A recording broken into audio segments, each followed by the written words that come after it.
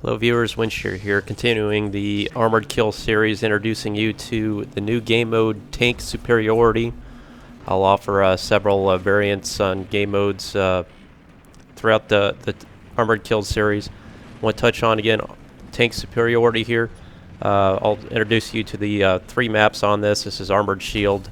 The basic premise of Tank Superiority gameplay, or this game mode, is think of it as conquest with one flag, I guess is the best way I could describe it. You have one central flag set in a certain particular location, a fixed location on the map, and the objective is to secure that point.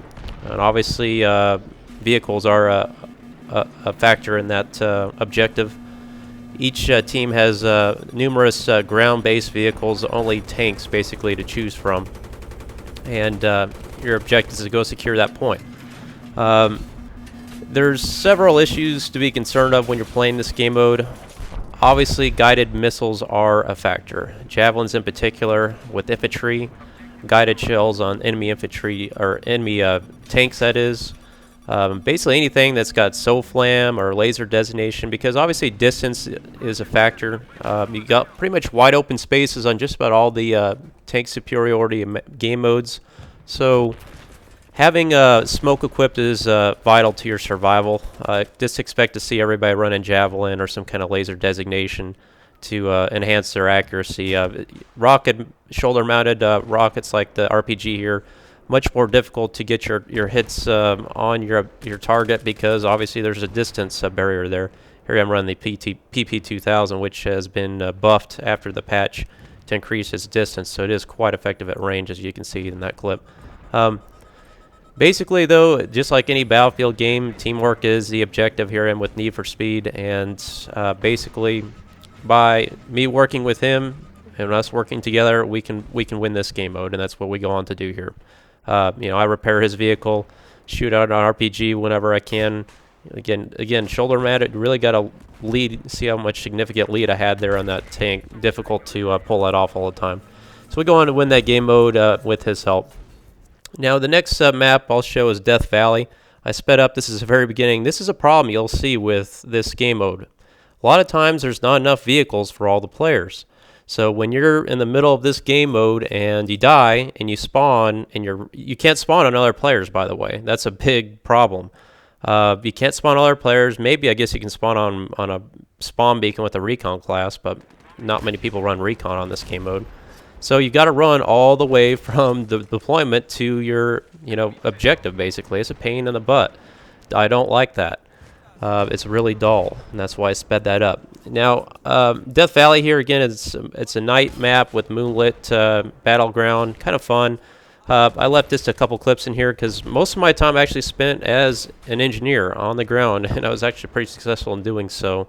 Obviously, I needed a support class kit thrown out here to help me with my ammo supply, with my small supply. But again, here at the PP2000, I'm shooting some long-range shots if I can. I pulled off quite a few long-range kills with this. But again, it's the same setup. You got one flag here and 2 spawns, and you basically meet in the middle here and fight it out. It's not terribly unique game mode, I would have to say. It's fun, somewhat predictable. I'm not sure exactly how long it will captivate your attention. I will admit, though, I did not personally find it too exhilarating. It just seemed a lot like Conquest, but on a smaller scale.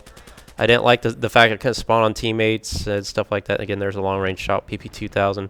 And right here, I just kind of left this clip in. It's kind of funny here. Speed was chuckling at me, too. I basically just run out here in the middle of the map, take on 2 tanks at once. Who needs tanks, I guess I'm a walking tank, right?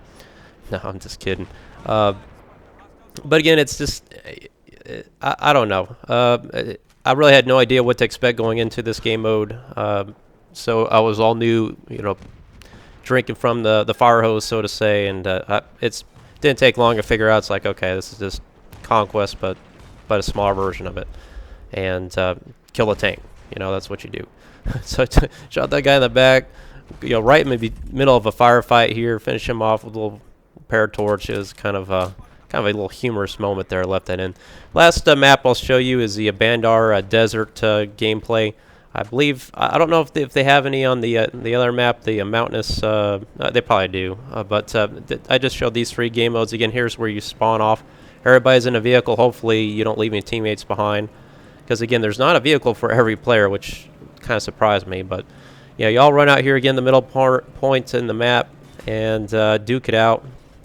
And again, you'll just see how quickly vehicles go away real quick. Later on this match, it got really dry. I cut out all that. So I'm just going to show you here just a couple of kills. But later on this match, it got really, really dry because we were just destroying this team. They just sat back in their spawn with SOFLAMs and javelins and snipers, and it was absolutely boring as can be. So I was not at all impressed with that. And that seems to happen, I mean, not every time, but again, I've only played this several maps today, and this area one was kind of like the same. But again, here you get lit up with SOFLAMs, everything else, guided shells. You're instantly dead, and then you're on foot, and you're trying to secure another vehicle. And as usual, when you get an RPG on a guy, they run away.